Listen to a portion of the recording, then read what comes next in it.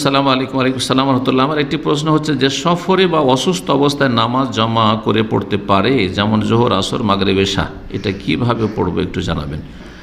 সফরে দুটি কাজ সুন্নাত। একটি হচ্ছে কসর করা।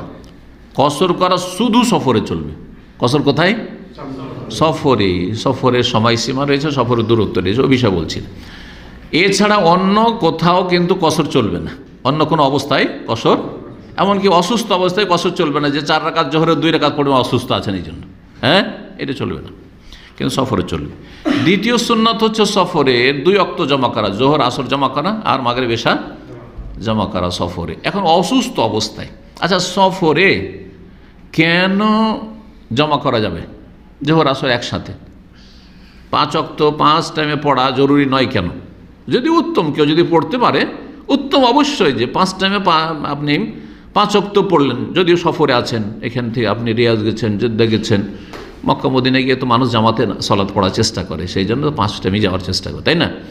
কিন্তু ধরেন এমন জায়গায় গেছেন যেখানে হোটেলে আছেন আর একসাথে পড়ে নিচ্ছেন, ক্লান্তি আছে, পড়ছেন না, জায়েজ।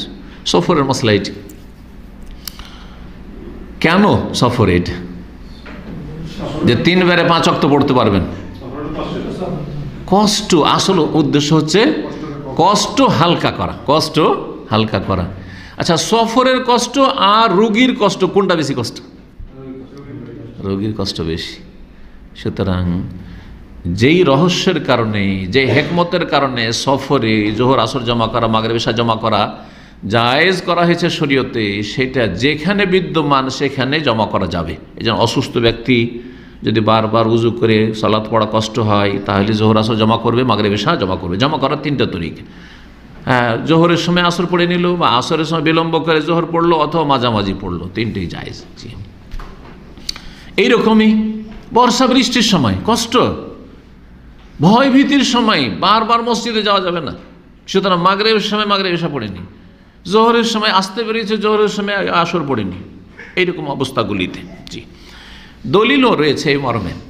রাসূলুল্লাহ সাল্লাল্লাহু আলাইহি ওয়াসাল্লাম ইস্তেহাজার রোগী মহিলাকে, ইস্তেহাজা মানে রোগের কারণে প্রচণ্ড ব্লিডিং হয়, মাসিক ঋতু তো সীমিত 4 দিন 7 দিন অধিকাংশ মহিলাদের, কারো 10 দিন 12 দিন 15 দিন হইতে পারে, কিন্তু বাকি 20 দিন 25 দিন মাস গোটা চলে যাচ্ছে, শুধু ব্লিডিং হইতে আছে, এদেরকে কি বলা হয়?